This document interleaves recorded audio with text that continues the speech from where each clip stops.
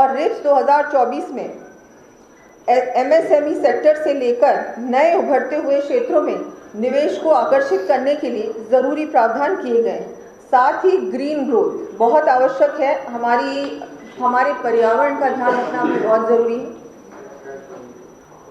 और हर प्रकार से रिप्स 2024 में स्टैंडर्ड सर्विसेज पैकेज के तहत जैसे इंसेंटिव दिए गए हैं, निवेश की न्यूनतम सीमा 50 करोड़ रुपए से घटाकर 25 करोड़ रुपए कर दी गई है।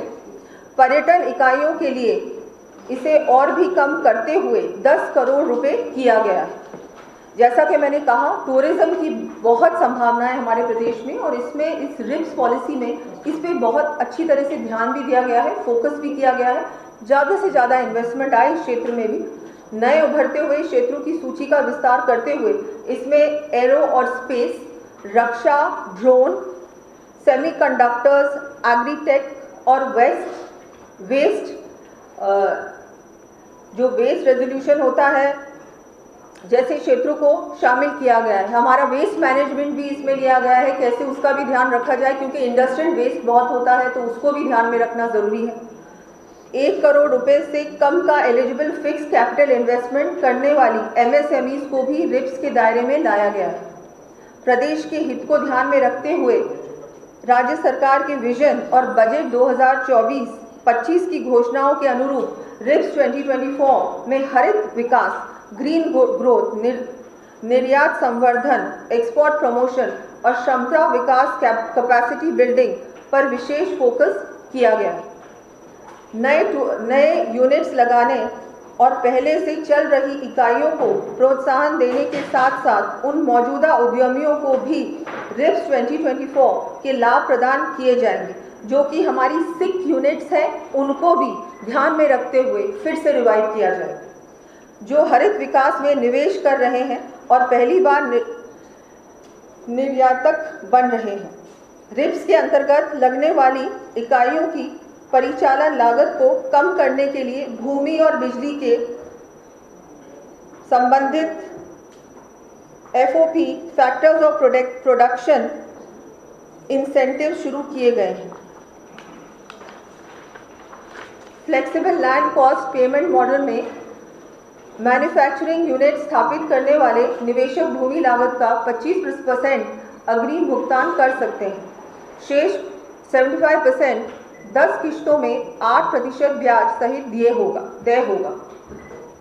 8 प्रकार की पावर इंटेंसिव इंडस्ट्रीज को पावर कॉस्ट इन्वेस्टमेंट इंसेंटिव्स प्रदान किए जाएंगे। इसमें कैप्टिव रिन्यूएबल एनर्जी संयंत्रों में निवेश पर सब्सिडी के साथ ही अतिरिक्त 5% स्टेट GST प्रतिपूर्ति का PNG की वैट दर पर 5% वैट प्रतिपूर्ति का विकल्प शामिल है।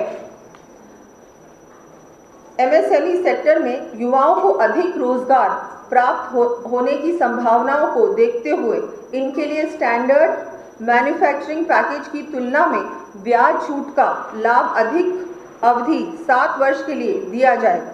खादी, ग्रामीण, पर्यटन और कृषि MSME के लिए अतिरिक्त लाभ दिए जाएंगे। अनुसार भर्ती होनी है और स्थानीय निकायों में इन सबको मिलाकर के हमारा जो टारगेट है उसको 1 लाख को अचीव करने के लिए निर्णय लिए हैं।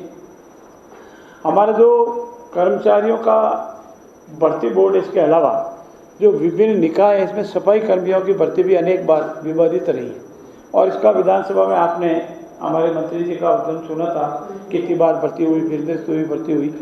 उसमें भी निर्णय लिया गया है कि हम लोग उसमें निश्चित प्रक्रिया के तहत सफाई कर्मियों की सभी भर्ती उनकी 2 साल के सफाई के अनुभव के आधार पर भर्ती करेंगे और वो निश्चित प्रक्रिया के तहत होगी।